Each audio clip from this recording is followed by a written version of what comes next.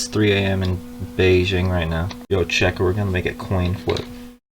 First we're gonna do it the dumb little baby way, which was not the first way I did it. Okay, maybe it was the first way I did it, but I've since evolved from that.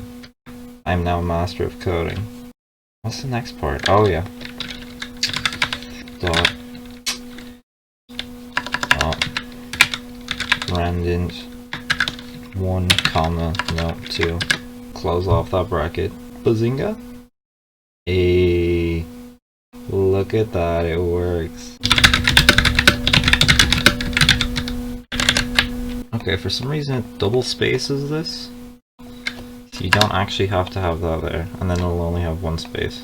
Here's all the notes on what each line does. Second method, this way is way easier and way more efficient. Result equals heads, tails, result.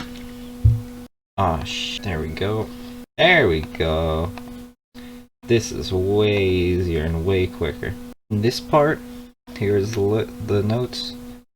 And you can actually do this with many things. Like this is just, you can have this as any word. So you can have it say,